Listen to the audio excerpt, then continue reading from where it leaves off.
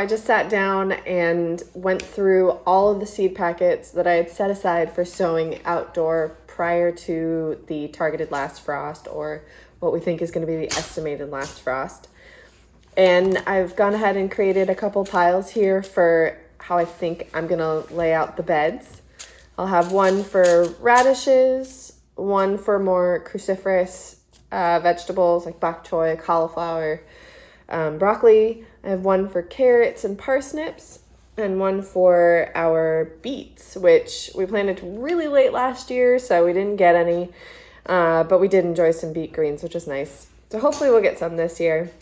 We're going to go ahead and get those planted in the raised beds outside, which are already prepped, and hopefully we'll actually get some good stuff this year. Alright, so in this bed we're going to be doing two different types of beets. We've got golden and your traditional purple beets. And I split the bed so that one half gets one, the other half will get the other.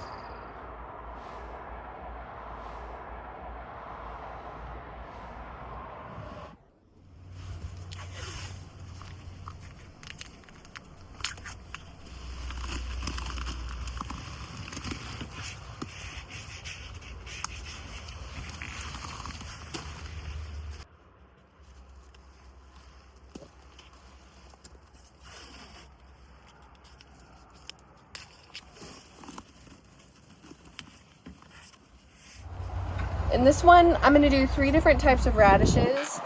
One of my favorites is the French dressing radishes. They're long and they're really, really crunchy and tasty, so I always like to plant those.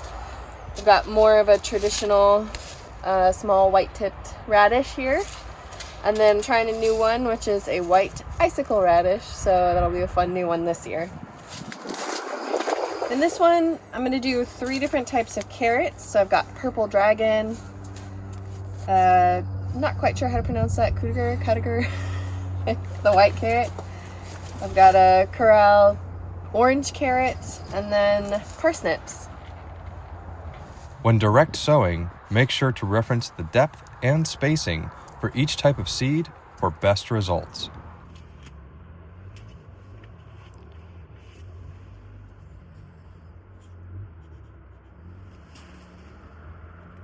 Time. Okay. Water.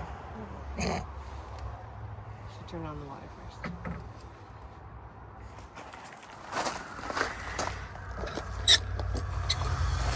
Now it's time to water.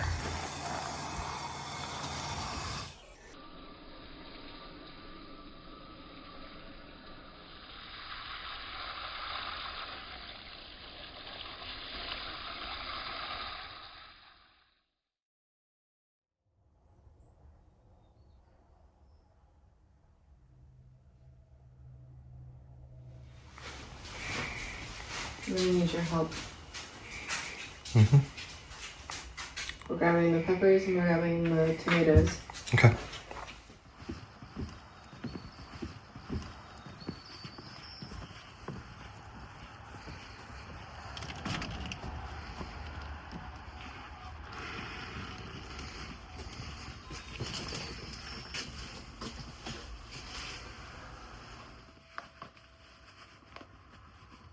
We need to water the beds first.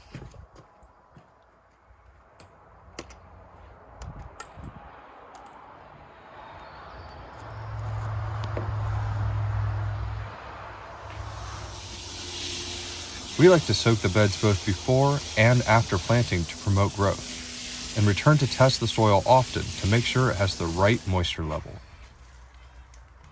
The soil in these raised beds can soak up a surprising amount of water. We thought we'd soak them really well, only to find the top inch or two was actually wet. So after Kate dug out each hole, we would soak the hole a few more times to make sure the soil was really moist. And after all the plants were in, we'd soak it again.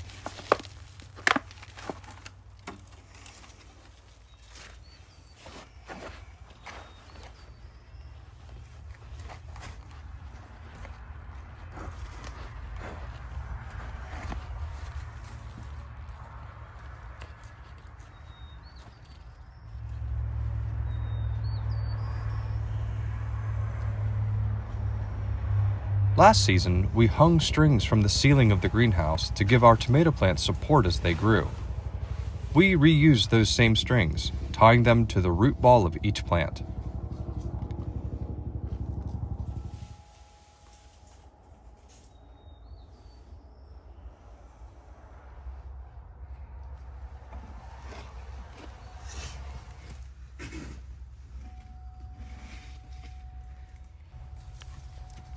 We have more tomatoes, peppers, and cucumbers to plant, but those other plants we're starting from seed, and they won't be ready for a few more weeks. These plants should give us a good head start come harvest time.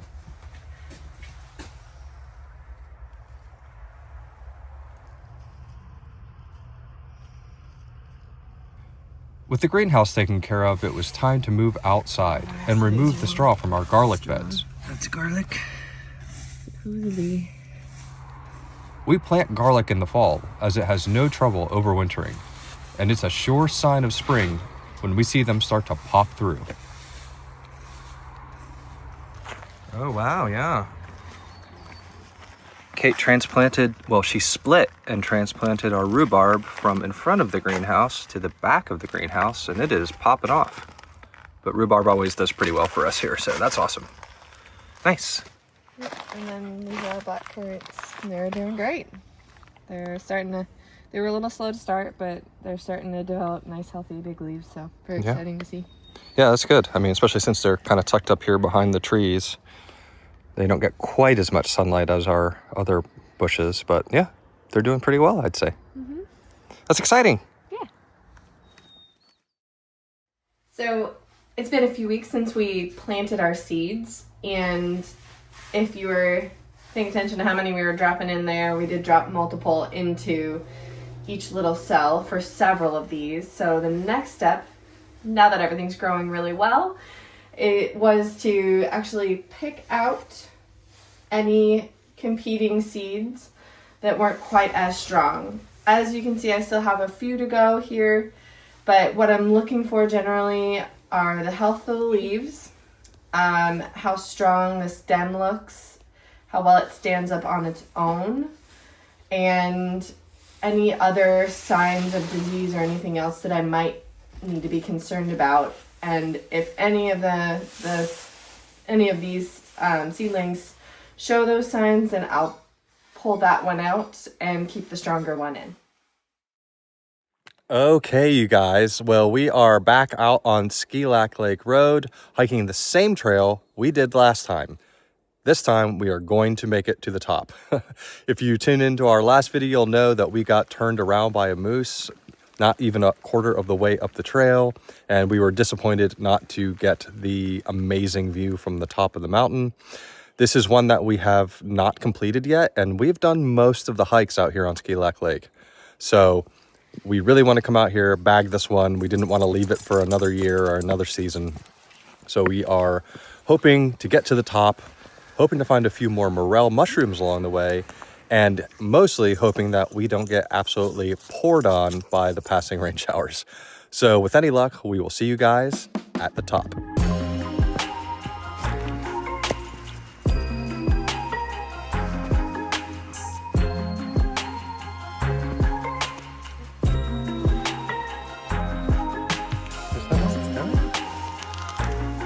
Nice.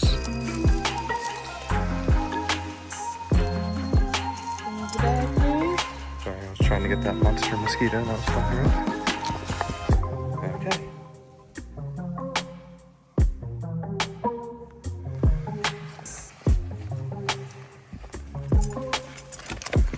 Good boy, bug. All right, so far no moose. That's good. That's very good. I'm gonna refer to that little rock back there as Moose Point. Right here. That's the point where we first saw the moose. Yeah, me too.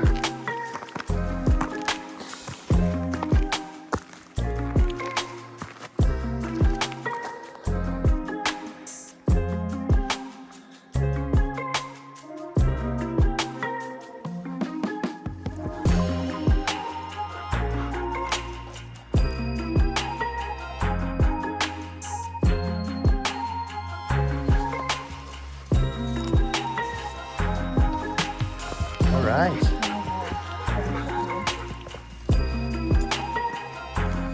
All right. Did it. Made it back up. Redemption hike. Look at that view. That's amazing. Wow. Got a little bench here. That's nice. Cool. Take a little break. Got a water and a snack. Let these guys rest up. Well, didn't want to spend too much time up top with all the mosquitoes. They are clearly out now, and we did not bring any spray with us, so we will have to make sure we have some in the van next time. But also there are some passing rain showers moving in and out of the mountains, which looks very beautiful and dramatic. But we don't really want to get soaked right now because, well, it actually is a pretty nice day. If we got really wet, it would be still pretty cold. So we are heading back down the trail. What a view. Happy to have gotten to the top this time and not been turned around by a moose. So feels pretty good. A little redemption there. Little rainbow in the rain. Pretty, you can hear the birds chirping. It's really a nice evening. And just at the bottom of the hill, as we're getting to the van, here's the rain. So we almost made it. Hopefully it won't be too bad. I think it's just a passing shower, hopefully. All right, good job, bug. All right.